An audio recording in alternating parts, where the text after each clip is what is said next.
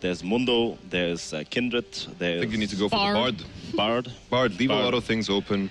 I think ESC ever here is going to just go for the Mundo based on their priority. Yeah. Hide it again. We've seen they know how to flex pick the Mundo. Maybe like Lissandra. Oh, the Mundo. There's the Mundo. Do you first pick the Bard then? No. I don't think so. No, right? You don't need to. So Ever has nothing to lose. First pick. Like all the junglers are open right now. The fact that this team understands that, I know we've seen so many teams like, prioritize the Alistar because they want to get their playmaker. They think that it's the champion ever. Right. Like, no, Ryze is the broken champion. That's the priority pick. If it's not Ryze, if Mundo was left open, I'm sure we would have seen a Mundo. They're not going to say, okay, our guy's a really good Bard player. Screw it, Ryze. And the question is now, like H2K, the response to this should usually be Lissandra. They haven't shown in this tournament that they play Lissandra. They have banned it a couple of times. That's the question now that I want to pose. All right, well, we'll have to see. I mean, there are, again, so many options still on the board in terms of the junglers. Do you want to show your jungler first? Do you want to pick up something because it's a little bit stronger for you and your team? And, of course, kind of what cards you want to show, especially being on red side. They do have that advantage of being able to use those flex picks to their advantage. I think this is correct. This is correct because I'm pretty sure that Ever would have just picked up the Lissandra the next rotation and then still flex it to the top and to the mid lane. And Shen, of course, H2K is like trying to have the same approach of hiding picks as long as possible. But I'm not sure if we actually like log in Kindred here. Okay, Alistar is a really good pick right now that they can just pick. But they decide to go with Rek'Sai. Okay, maybe. It's the same idea of the global pressure. The fact that Shin's being used as a flex. We saw Shin being picked up by Cloud9, but they would pick it in tandem with the support, so you knew that the Shin was going to that top position. By using Shin in a support position and then picking up double teleport, you effectively have 3 globals. So to immediately answer that with Rek'Sai, who, if she sets up her neural network of tunnels, can answer that global pressure that you would have, continue to have that strong side of the map because you can get your people over there. I expect to see more global pressure come out and for that to be Ever's calling card. And it's like looking at H2K's side, I think it's pretty simple to predict. I think they're going to take the jungler in shape of Elise and then maybe just pick up the Lucian once again. I don't think they need to kind of hide any cards. They need to just wait until the last pick to kind of settle their flexes that they have. What about Nidalee, man? Oh, my. I mean, it's a fair Elise. I'm happy to finally seen Elise here. There you go. For the first time. Oh, and reverting to the Tristana for Forgiven.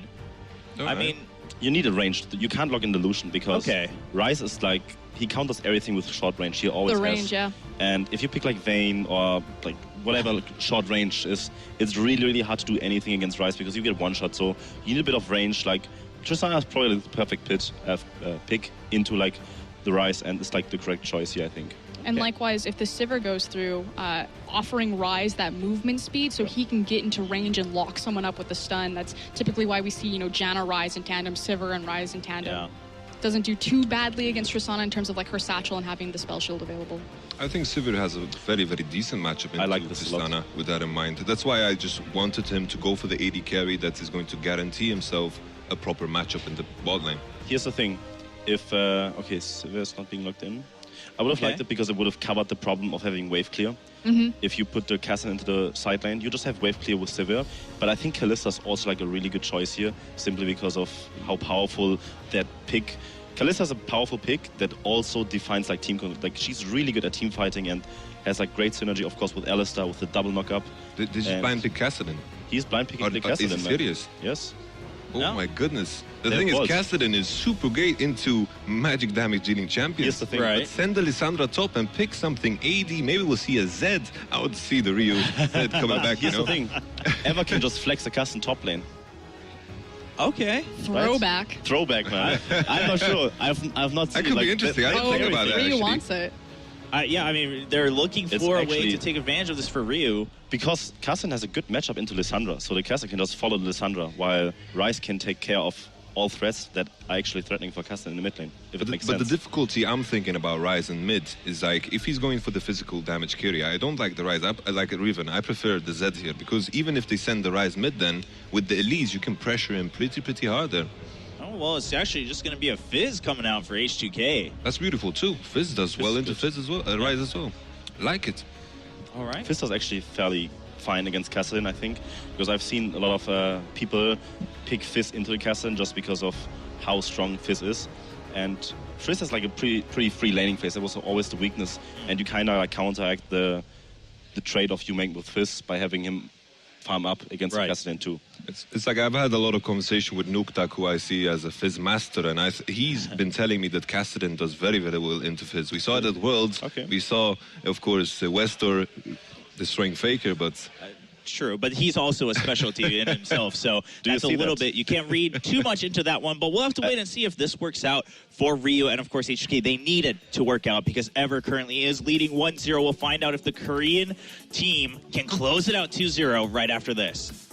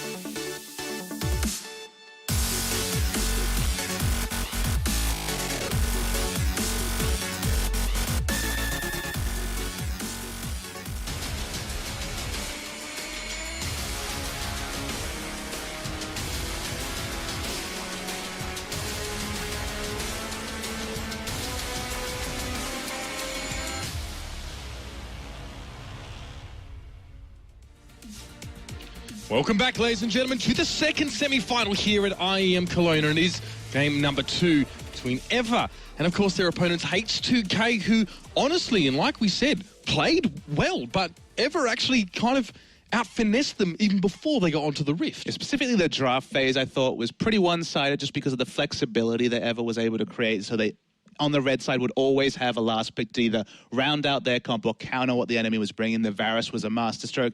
This time, we're going to have to wait for confirmation on who's in the top lane. They've gone for some very interesting decisions. Are we going to see this Kassadin top? It was actually an Athena mid champion, the Kesper Cup. He played both the Ryze and Kassadin in the mid lane. This time, one of them has to be taken to the top lane, and one of these matchups might actually be pretty hairy for these majors. Oh, it does look like Crazy has that Kassadin, of course, but whether or not he actually goes top lane as well, it just goes deeper and deeper. It's like a flexception. And this is definitely a game where people want to see the Kassadin fail, because if we are now once again in a situation where Kassadin is a flex pick between top and mid, the drafts, the bans, they're all going to keep coming. It's really a blast from the past that nobody wanted to see, and it's worrying times. So hopefully Kassadin falls down this game. I remember that quite vividly, actually. Is H2K now on the red side? They are grouping up again for that ward that we saw Ever do pretty similarly here, but they already walked straight across run, so Crazy has ample warding, and we'll just give that ground up here. Going for the aggressive warding mission, you'd have to think, from H2K. We saw this come through from Everett. It did end up giving them the 2v2 they were looking for, but of course they entered lane late. Didn't end up mattering too much, but H2K basically mirroring the invade we saw on the red side from Ever last game. 2 wards placed down, and that's pretty much what you need to scout into any sort of lane assignment if anything different was going to come of this. Of course, you know, Kalista again for Lokan as well. Like you said, we talked about it in the break, Papa. One that Lokan likes to go for, is comfortable on Kalista as well. And it's also, like you said, nice for Ever to have that in the composition. So they stagger out their power spikes across their team, especially they did in that in last game, of course. Mundo late, Kalista a little bit earlier. And look, you have to start adding Lokan to the list of AD carries who you just can't give Kalista away to. Bang, of course, famously professionally undefeated in that champion for the longest time. And then you look at someone like OQ, a wonderful Kalista player. Lokan, he defaults this champion, and just the space, the fact that he didn't die in that last team fight before the end of the previous match shows that he's a Kalista to be feared. And it was Loken who actually shut him down, who ended that Bangs spree on Kalista by using Tristana there, ironically enough, forgiven having picked that one here as well. That was the end of that spree in the Kesper Cup here as well. A little bit of early aggression towards this mid lane, and it does seem like Athena going to be staying mid with that Rise. What's your take on how this one sort of plays out here? It's just a situation where the auto attacks are going to help out the Rise in the early game. Seeing a lot of posturing, but not looking like any gank in the mid just yet. Fizz has kill pressure at 6, but honestly, it's a snowball lane, so it'll be interesting to see which way it goes, as there's a lot of jungle pressure and even roams coming through from both squads. As a lane swap's been successful, H2K got what they wanted, and the fast push is going to be started by H2K.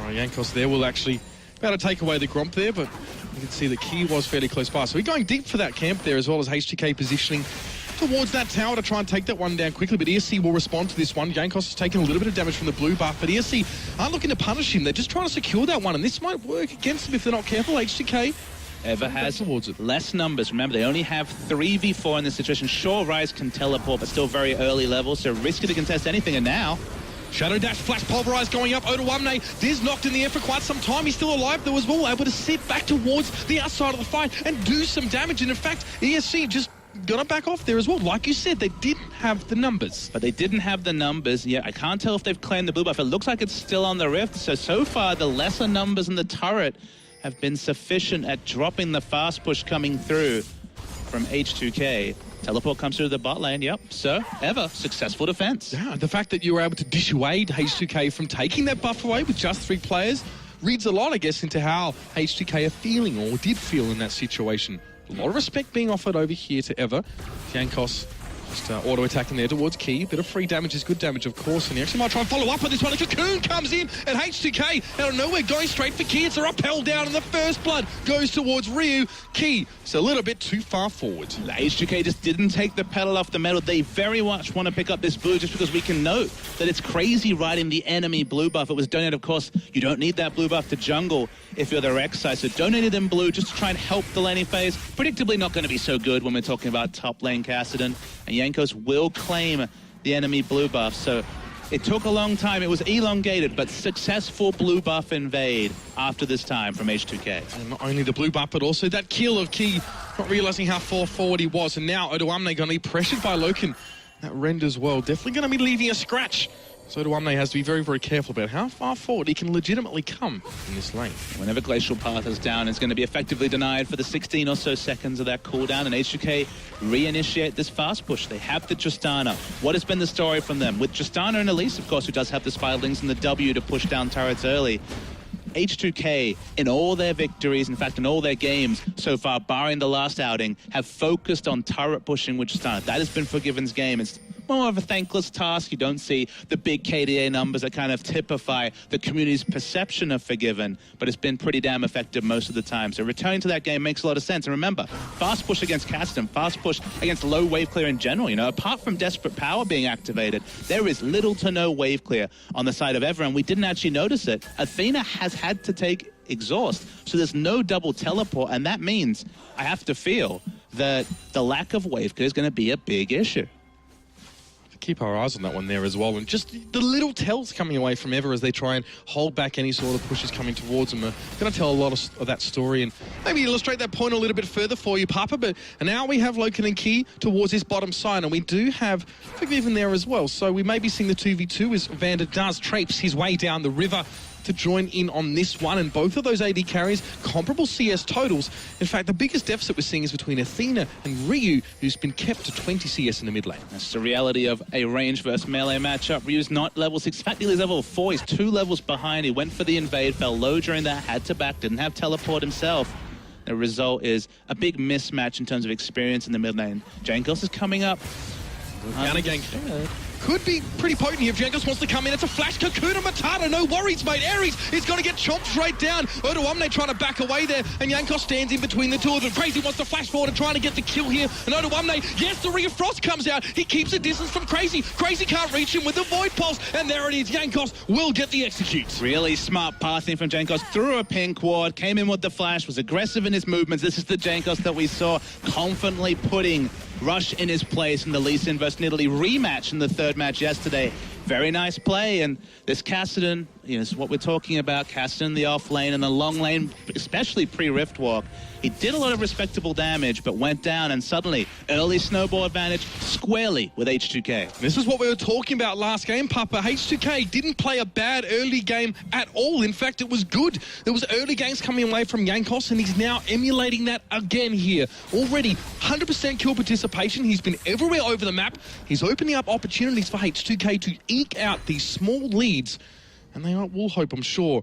And as things get a little bit later on, they're not going to be pressured. There's no double teleport again, as you said, forever. But Vander might be caught here in the bush. Yes, the knock up, the flash forced. Yeah, and we'll get into the double teleport when we have time. The ticking time bomb's not quite the same. It's not quite Dr. Mundo, but Kassadin, if he can somehow pick up farm, I guess pretty easy post 6 when he's hard to gank. He will be a bit of a ticking time bomb. Ryze and Kassadin have some of the highest single target and even many times AoE damage that you can possibly get out of mages. There's a huge amount of damage, and Loken will, of course, have the early power spike. Kalista coming through to do respectable damage himself. The damage is super high this game from Ever. So once again, H2K, they're going to probably focus on the turret destroying, and they want to keep the accelerator, keep the pedal on it as long as possible, because there's still plenty of impressive scaling on the side of Ever. Are you concerned about Ryu here right now being so far down in CS? He does have the kill that alleviates that discrepancy a little bit more, but would you, as H2K, have a furrowed brow upon seeing that? Well, he's now hit level 6, and you have to remember that all the pressure that's been caused by his roam, by his invader, and picking up the first blood with the flash, you know, okay, he's missed out on CS, but the map control is getting further and further into the hands of H2K. And at some point, it's going to be hard for Ryze to overextend for CS. This is a champion that can be easily ganked, easily dived by Lissandra and Elise, 2 champions that can go invulnerable, 2 champions that can easily go over walls. The implied pressure will exist now that level 6 is hit and that the map is so squarely controlled in the top lane for H2K. So on the surface, yes, you should be concerned when you're that far behind in CS. But with what H2K has been able to get as Fizz has sacrificed CS, it shouldn't be a problem for much longer, just given all the pressure coming through from H2K. Seems like it's not just interviews that Jankos shows no respect in. And look at how deep he is. Look at how happy he's been to trace through this part of the jungle. The waters are chummed, and the Shadow Dash goes on towards Athena. And Ares is taking a lot of damage. He has to Frozen Tomb himself, but Jankos now a target of the tower. We did, of course, see that Shen drop. Vander went to the tower. Jankos, oh, not quite. I think he'll just escape there. But it was a close one. A 1-for-1 trade overall, but definitely as H2K were the instigators, I don't really seem like a clear advantage to them after that. It was just key. This is a guy whose Bard is what wowed us back in Casper Cup, but the fact that he had rotated to the mid lane, predicted this dive, you know, we were talking about it, so we knew it was going to come eventually, but key, he was right on the timer, was there. He's there again, actually. He is just smartly in this situation understanding that the 1v1 between Kalista and Shatana is fine, and just trying to relieve pressure from the Ryze, because the implied pressure became real pressure, but not quite a kill advantage for H2K. The prescience from Key so far has been immaculate. We'll have to see if he is going to continue to be in those important spaces here, as obviously H2K are looking to isolate single champions, and Jankos is just out for blood. Still 100% kill participation with those 3 assists. And now, I mean, we went away from forgiving a little bit there, of course, as action went down in the mid lane, but, you know, he's just doing the solid job here. Again, rarely do we see him down in CS. I think we saw him yesterday at one point in one of the games. He was down a little bit, but he seems to have been transitioning fairly comfortably through the early game now as well. Have to be careful, though, of course, his X call is available for Loken, but won't be used. Yeah. Also worth noting that, as expected, both Athena and Crazy are going to be investing in scaling. Rod of Ages is powerful on this patch, but we're still talking about better immediate power than before, but still, of course, more focusing on the 10-minute mark once those items are completed. So Lissandra going for Rod of Ages herself, but Ryu already has the Abyssal Scepter, and it's certainly not from CS. That's definitely from the kills he's managed to pick up. Athena will pick up a blue buff, but look for H2K to continue playing around the mid lane, because it doesn't matter what the CS values are. If you're even levels with an Abyssal Fizz, the kill pressure is immense onto this Ryze. Ryu is going to continue to make himself relevant now, especially off the back of what you just pointed out, having that item already in his inventory, of course. And for Athena, well, you're Ryze. You've got to build up a little bit slower. And there's the chum, the water's coming out as well. Athena's under his tower, but it doesn't seem to care. Well, it doesn't seem to matter, should I say, to H2K as they go in for that one. And a teleport forced by Crazy, and he gets there as the dust settles, no one to be seen. And there's the knock up as well. Forgiven in that bottom lane, it's going to be a teleport coming in here for H2K. Fate's cool. It's pulled out here, and Key goes back in. He gets the knockup for giving Evander. The teleport was cancelled. Beautiful read there from ESC. They won't get the kills, but you can see these guys, there's something happening in those brains, no doubt about it. I mean, the fact that they won the trade of summoners. Remember, flash and teleport used from H2K for nothing. Literally only the Fate's Call used. It's very smart re-engage from Ever. They won that little skirmish. The teleport's now down. No teleport advantage because Crazy teleported into mid. H2K, let's be fair though, they're squarely in control of this game. Up in kills, up in a lot of gold. The scaling items haven't been started. It looks like H2K have at least a 10 to 15 minute window of dominance, and it's up to them to just close out this game, because right now, the early game, specifically Jankos' very smart pathing, has put them well on top of Ever. He's still continuing to be involved in every single kill that happens on the Rift. Such a key player, of course, coming across with Evander from Rockout, and those two definitely have given a new look to H2K and a new lease on their performances here. You and Jankos there as well towards that middle side. It's a pink ward to be placed down, and I want to see them really get aggressive. We know what H2K can do when they get that aggression going. You talked about a window. They have time. They have a power play, if I waggle my fingers and use that term loosely. Loken was looking for Vander.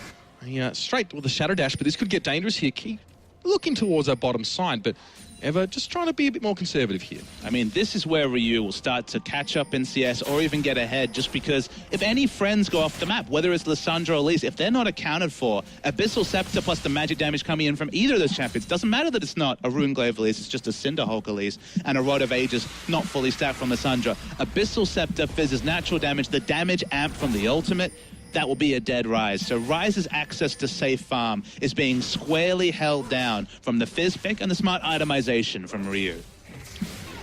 Be given now just aggression towards Loken in the bottom lane. He's been happy just to stay there, really. I mean, just getting his farm up. Loken has kept himself fairly close as well. So you can see that neither AD carry is willing to get their opposite number, get ahead in any sort of meaningful manner. In the middle, we are seeing that pressure applied now, as well as that ladder turret. Still looking pretty good. A couple scratches being applied there as Ever. There's almost a sense of uncertainty there for them as well. Not sure how deep they're willing to go here. H2K definitely looking a lot stronger, galvanized from a very good few ganks coming in from Jankos here.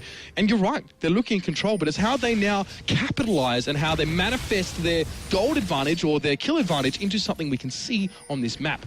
And things definitely haven't gone... Look, they've probably gone worse for Ever than expected if you are Ever, but they haven't gone awful. Remember, you locked in top lane Castle. You're not expecting to be winning the early game. You knew things were going to be slightly hairy. You're still getting farm over to a thing, and that's the important fact. The fact that he cultivated that early CS advantage means that now that he's missing, say, 2 or 3 CS every couple of minion waves, not as big of a factor, keeping 30 CS advantage over in the mid lane. Ever, they're just trying to stem the bleeding, and it's on H2K to keep pushing it. Items like Abyssal, champions like Elise and Lissandra can take hold of this game. We're going to finally see a dragon come down. Such a different game, remember. It was a 22-minute third dragon in game 1. And 15 minutes in, no team's even started this objective yet. It's a 2.4k gold lead towards H2K, and it's almost as if they heard you, Papa. They're going to go take away this first dragon. Talking about H2K having the early advantage, don't want to harp on it, but how specifically do you think they'll be looking to actually capitalize on that? Because you talked before, Dragon, yeah, brilliant. You get your first Dragon. 1 is all you really need for both sides. Where do they actually start to now make their presence and advantage felt? I mean, you noticed Jankos doing it, 5-6 minutes ago, when they basically took a stranglehold over the top side of the jungle. Now, smartly, they're taking a stranglehold over the bottom side of the jungle. When they had the top side of the jungle, we said, okay, now Ryze can't safely farm because at any point could be turret dived by either Elise or Lissandra. Now that they're putting all their members towards the bottom side, there should be less free farm. Basically, wherever either of these carries, all 3 of them are getting access to safe farm, they should be attacking. And it's on someone like Key, on the Alistair, to try and relieve pressure, as we're going to see lots of cross-map movements from H2K to just try and get this outer ring of turrets completely down. And it's a Void Rush actually towards the middle side here for Ares. So straight away, Ever aren't looking to contest that one. They knew how many members of H2K were moving down towards the bottom side, and they give that ground. Maybe they have to respect that. They have to understand that they know they're not ahead in this one here, and they need to bide their time and strike when the time is right. Squarely behind, but definitely by a much larger margin. They were actually slightly ahead, even with their scaling Mundo comp in the previous game. This game, they're behind as they should be. Actually a bit forward of Ares to be so far forward against a Abyssal Scepter Fizz, but they're going to try and keep holding on their waves. It's the mid tower that, of course, gives you the most vision, so taking that down, letting the minions push aggressively into mid would give H2K all the answers. It's now or never to just keep rotating members. It's going to almost be a supporting cast of members for Athena to walk into mid and try and keep this outer turret up. Buy time for these double Rod of Ages to start scaling. Buy time for this tier. Rise, tier, Rod of Ages, this is what he's all about, but it's still scaling for days, only if we get to the 27-30 minute mark.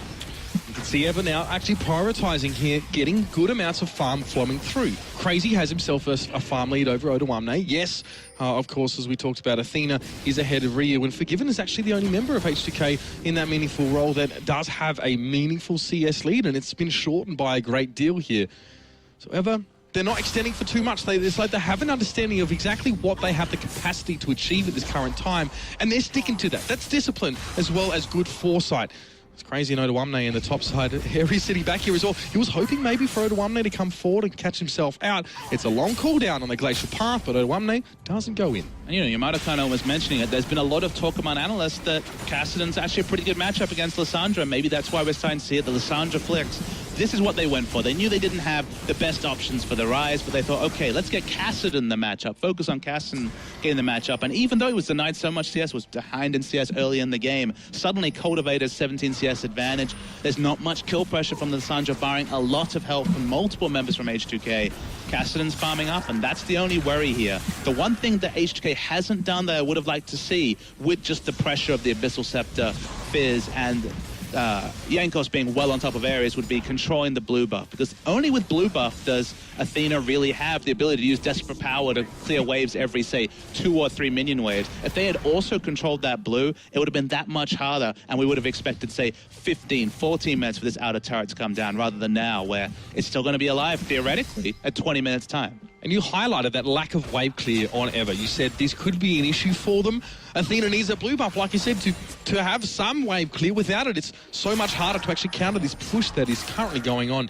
Talked about Ryu getting involved. He at least went towards the bottom side here as well, but he's not going to find too much, as Loken giving him plenty of respect. Ryu just checking, see if there's any recalls happening behind that tower. I mean, the Fizz, he's certainly not a champion that you can really walk up to if you're Kalista. Has a lot of outplay, but, the fish comes down. It's going to be a dead Kalista, squished into the ground. So, going to have to rotate someone to the bottom lane. It's almost like Rise is on duty. And look, smart pickup here. He's actually gone for the QSS to just have a hope in hell of being able to buy time to farm against this Fizz. Forward thinking there from Athena. Let's see if it pays off. Key does go in there as well. Does get one pulverized. It's an immediate rocket jump away from Forgiven. Normally it's the other direction, Forgiven going in here, but he himself has been disciplined in this game, just doing what he believes, or his team believes, needs to be done. And what might have been our first proper fight of the game fizzles out into, well, just some pleasantries exchanged. It's just worth knowing that Rise wasn't grouped, so that was definitely, it was up there with the fake Thresh lanterns where you throw out a lantern, baiting them into thinking you have allies when you don't. It was just literally buy more time for this outer turret. It's gonna fall soon. We noticed it's at what, maybe 20% health. Forgiven, he's not leaving this mid lane until he's got that structure or he's dead. So either way, gonna keep anchoring themselves in mid, and the inevitable will come soon, and that will be 3 outer turrets down forever. I mean, with Key going in for the pulverize, there was always Fate's Call available sure, just in case the proverbial was going to hit the fan. So Key didn't mind too much about going forward. But Ryu, on the other hand, might have other ideas. He's just making his presence known there. Chum the Waters is available, so if he wants to go in for the throat here, again, just dancing around, playful tricks to back up. But that pressure, the push is coming in. It's bit by bit. It's a war of attrition that H2K have all the tools to come out on top. It's just really small, subtle thing, but it's nice watching Key. He literally would juke forward and back as the Fizz walked up just to ensure that he was going to body block the ultimate there. Just smart little positioning thing. It might sound like just an obvious thing, but I try and give my tip of the hat to Key when I can, because this guy, whether it was on the Bard or smart moves last game on the Shen, this is the guy. I'm going to make a big proclamation here. I think the Key is the most impressive support prospect since the days of Mada and Peekaboo. This guy has so much potential to be a top support. Will we see him in Champions next season? As of right now, maybe not, but either way, Key has been the untold story of the offseason. Top-ranked member of his team on the Korean solo queue ladder, and actually only one of 3 of them that are in challenges. So MVP of the Casper Cup as well. Absolutely, had an amazing game as well, and he was giving Bang nightmares for a while after that, I'm pretty sure. Went like 14 or so assists, no deaths or something crazy. But then, speaking of crazy, in the top lane is Odoamne. Bit of a ring of frost there as well. It's going to be the Frozen Tomb to come down on Crazy as well. Look at all the damage he's trying to put across, but it's not going to be enough. Crazy is going to finish things up with a Null Sphere, but Vander at least managed to get on site and claim one back for H2K. Worth knowing that was the absolute last half second of the channel. Jankos getting aggressed on, but Ares doesn't quite have any backup just yet. That was the last half second channel of the Stand United. Almost didn't complete. He almost killed him through the ultimate, and you can tell that as the items start to roll and as the Rod of Ages start to stack up, okay, that's a 1-for-1, but with the extra resources used, ever pick up a dragon? And next time, when the ult's down or when a bit more AP is stacked, I don't think the Stand United shield's going to be enough to save Odoamne. There's got to be a grim omen, I think, especially for H2K there as well. They have to be aware of that. But of course, still, as you said, feeling in the driver's seat at this stage, and ESC now starting to bare their teeth a little bit more, looking for those fights in lanes. And we're seeing those Rod of Ages having been completed. And as you said, Athena got his QSS. It's also an Abyssal Scepter now for Crazy. So some of those important items are coming in for these scaling champions. They definitely are. Athena, he's going to be late on his big items, of course. Just sitting on the tier still, so 25, 26, 30 minutes for the completed Seraph's Embrace when that comes through. Still, going to keep picking up the blue buffs, going to keep scaling up. The big question to me is, can Athena actually stand against a split-pushing Ignite Lichbane Fizz? I'm going to guess no, even with the QSS. Maybe with some sick-out play. I can't really see it, but Athena's just trying to do his best. He doesn't have teleport, so there's another situation. Ryu is going to continue the split-push himself. It's going to take multiple members to stop this Fizz, I'd have to think. Tension is brewing. You can feel it right now. This game building up to a fever pitch, and we will eventually hit that critical mass. And one of these two teams, well, it's going to be a big advantage from them once we break through that important climactic point. ESC, almost a sense that they're readying themselves up here as well. And Jankos, well, not surprised to see him spending time in that blue side jungle again. Is just being able to get on towards those camps and just disrupt, I guess, the transfer of buffs going in towards Ever as well. A constant thorn in the side. It's diligent work from him. And it's honestly contributing to H2K being in front right now. It's diligent work, but it hasn't been quite the result I would have expected. Remember, at 10 minutes, they controlled this top lane jungle. Since then, every blue buff has been claimed by Ryze. Ryze hasn't been turret dived ever since we saw Ryu and Jankos go for the brute force dive on him in mid. Ryze has surprisingly managed to cultivate still a 30 CS advantage, despite the fact that at different points, both his top lane and bottom lane jungle is going to be in a complete no-go area. So it's one thing to invade smartly, that part absolutely A+ by Jankos, but actually translated that into picking up those buffs, that's what's been the missing piece of the puzzle for H2K. Well, we had to wonder how H2K's advantage was going to manifest itself, and maybe it just hasn't. Fate's Call's going to come in. Odoamne already going to use a glacial path to get out, but Odoamne will be caught there as well. It's going to be the knock-up in the Frozen Tomb used on towards Loken and a Shadow Dash. They're keeping the Kalista CC down for quite some time, but he's able to sustain through it. H2K flanking off towards the side, surely looking for Loken at one point, but Odoamne will fall, and Crazy, he wants a better Jankos as well. Riftwalk will come out, the Force Pulse to slow the man up. Crazy, well, it's going to be very, very hard for Jankos to escape his inevitable fate, and even Vander as well, very, very close to being taken away. He actually had the Shadow Dash, was actually hit by the Prey Seeker, but not quite enough damage to get it done. And here's a response from H2K, working on those turrets. Really smart move from H2K. They note the fact it's not double teleport they're against, it's low wave clear like we mentioned, and only an exhaust taken from Ryze. I don't know if we've even seen. Okay, Ever's the one raising the ante. This has turned into an all-in from Ever. They understand they've got 3 picks. They just saw 2 members bot with no teleport. It's a free Baron. Very smart, decisive call from Ever. Yep, this tense standoff has now hit that critical mass, and we're starting to see the ball really start to get rolling. And ESC, other one's almost feeling like they're in the driver's seat, especially their response to that turret being taken away. Let's take Baron. Let's really turn it up to 11 here and start to apply pressure to all of these lanes. And they're going to start with the top. It's finally going to be a no turret. A no damage turret now going to, of course, be completely taken down by both the AD carry and the Baron buff minions coming through. Kasten haven't really prepped that at all.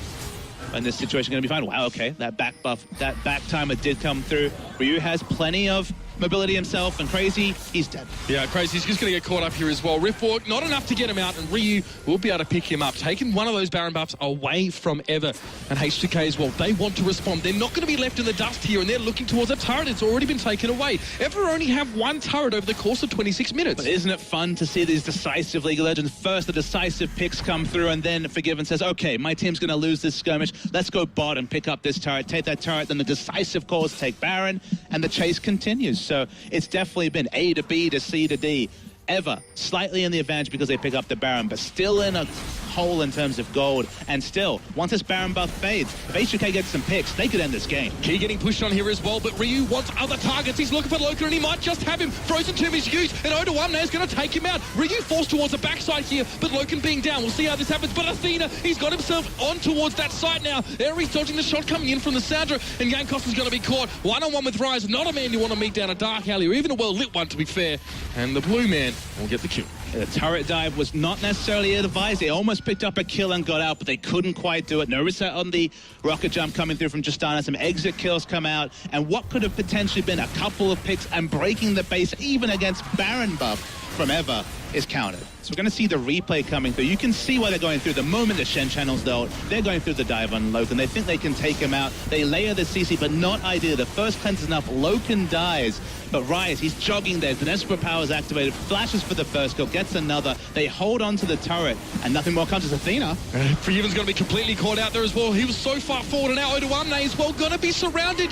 H2K going for the dive. The response was reasonable. It was a 2-for-2, but somehow they find themselves in enemy territory, and ESC were just ready for them to walk into the trap. And the moment you walk into a trap that involves a Rod of Ages, Seraph's Embrace, Rise, and Cassidy, who's been basically free farming the top 209 CS, 15 ahead of Lissandra. Both these mages, very high damage carries, are online. I tell you what, this gold lead is now going to be diminishing. In fact, it will always be non-existent after that turret is taken.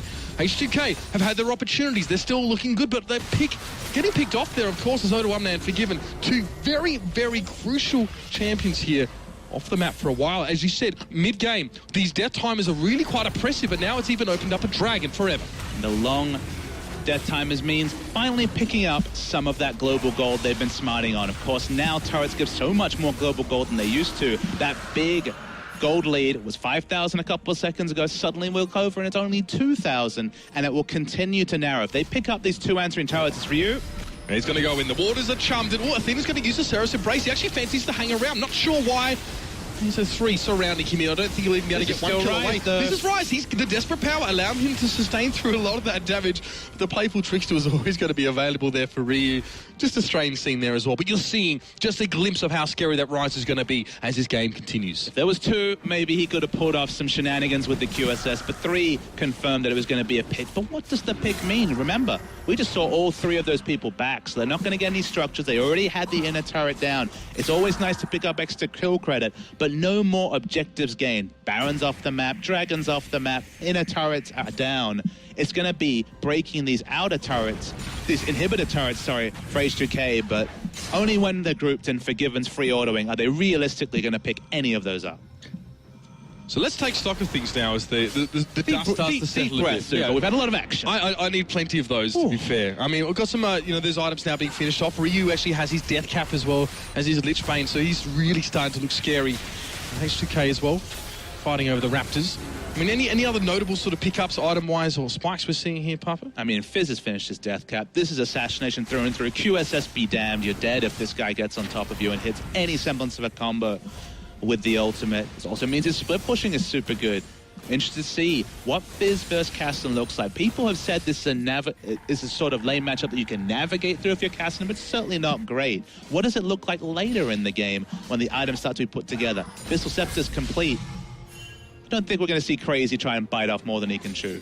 If he goes down with teleport up against Ryu's Ignite, then that's going to be a big strategic hole for Ever to try and fill. We're seeing a lot of skirmishing happening here in general. We're not seeing full-scale 5v5s. Both of these teams as well are, making decisive moves in towards fights when they sort of think that's appropriate. Do you think that benefits both of these teams here as well, just going for these little picks? And what do you reckon, a 5v5 is going to benefit more? I mean, you look on H2K's side. Let's talk about the duos they have. We already saw the mid lane, Elise and...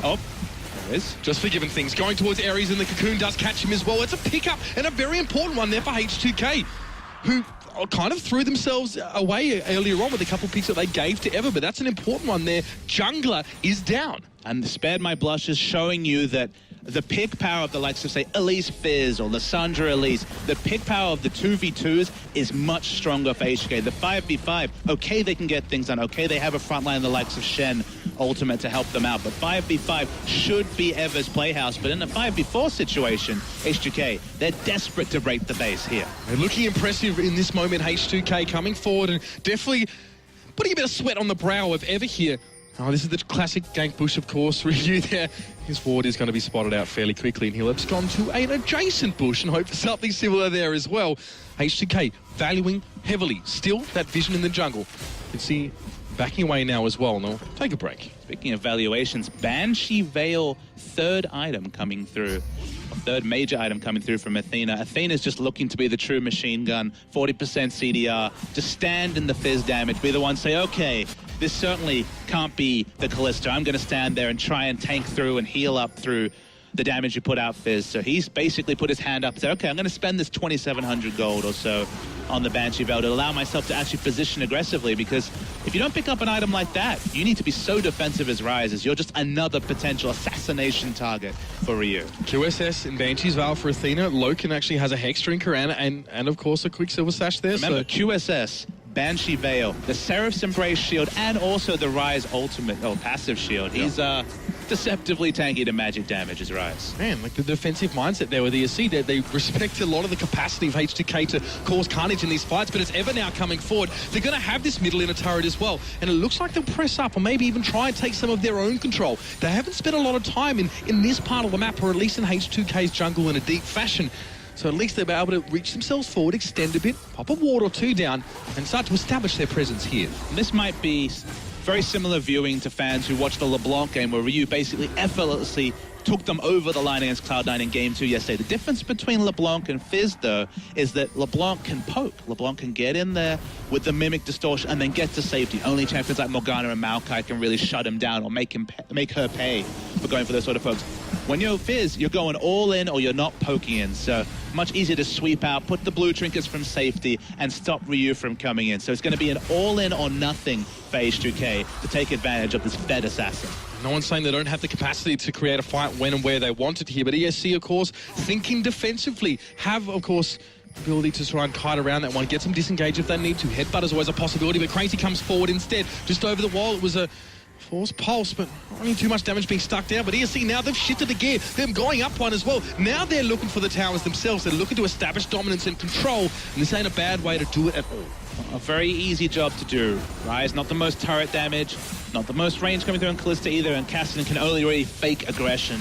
So taking this tower will take time. Here's the engage. They're going forward. O2 there as well. Lays the Frozen Tomb on Loken, but he's still alive for the moment. Athena now starting to front load some of that damage. Vander has gone down. Loken's still on his feet. Crazy there gets one as well. And this is all going wrong for H2K. They had it in the palm of their hand, and Ever are now taking the game away from them bit by bit. A 3 for none. H2K were the ones that engaged, and they fell so short of what they hoped. He might have been exhausted, but Athena put out massive damage and did not take a speck on his health bar. It's already impressive without even talking about the Seraph's Embrace shield. They're going to keep pushing. The attack speed's there from Loken. The base is going to be broken. There's nothing Forgiven and Jankos can do to stop this inhibitor going down. 30 seconds about that on O2 and Ryu here. Vander will get back to the fight fairly quick, but these death timers again proving to be so harsh, but Ever will satisfy themselves with taking away that inhibitor, whereas a couple of minutes ago they were 4 turrets behind or so and weren't even looking like they're about to take an inhibitor. What a quick paradigm shift here coming out of Ever. They just couldn't kill Loken. They used everything to get into that champion. He got very, very low, but then the QSS came through.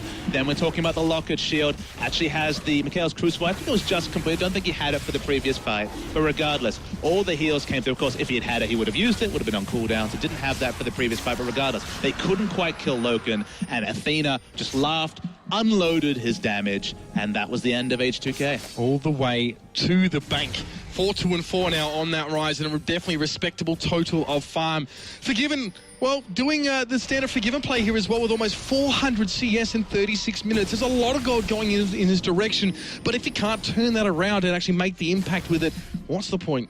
But isn't it nice that we can look at the losing team here? At the moment, it's H2K. It feels like the the game's starting to fall into laps of Ever. You can't really point at anyone on H2K and say, you messed up. You've played really bad this game, and everyone's played their role. Jankos was very, very impressive in the early game. Okay, we can talk about maybe you didn't push it enough, but this is a big stage. This is a very important tournament. So all I can say is that H2K have played very well this series. It's going to be one of those series where even if they go down 2-0, you can have your heads held high because you've played very smart League of Legends against an Ever team that actually was swayed in the early game. Not many teams have taken it to Ever. Only, I believe it was Rebels Anarchy took a game off Ever during the entirety of the Casper Cup. That's right, and even as it was sort of pointed out, SKT bringing Faker in wasn't actually enough to slow them up here.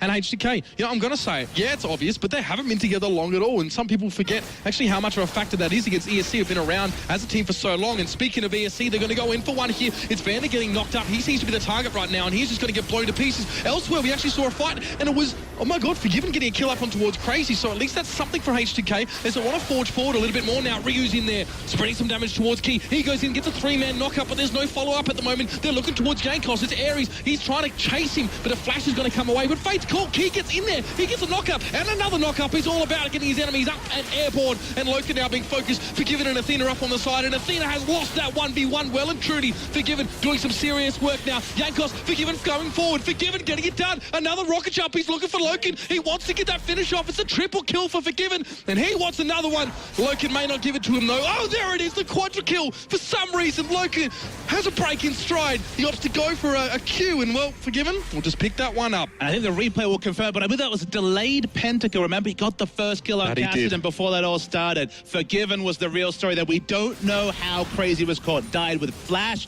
and Zhonya's available. But after that fight, Forgiven actually off-screen was 1v1ing this Fed Rise and took it out. Here we're going to see the replay. Forgiven just goes for turret damage. Oh my god. And this particular situation, and just dunked Caston. There's no other way to put it. Did not expect the damage. H2K could win off this. They could push forward. These dead times are still so high, and they're looking for that Nexus, and Crazy puts himself in the middle. It's a Zonya's up, but it's not really going to be enough. A force pulse as he tries to back away with his tail between his legs. The sheepy squad of Ever have to look at this one and try and keep themselves in. Key gets the headbutt, pushing Forgiven back, but they're looking at the Nexus. Forgiven there, gets the kill towards Crazy. Here's Rise, though. He gets in there. Vander, Jankos around the side. They're trying to finish this one off, and ESC trying to hold it back, but no! H2K and take it to a game 3. Insane ending. H2K, they ran the early game. It looked like they were going to be tied up by Ever. It looked like it was going to be a quick 2-0, but their death timers are so damn long. Forgiven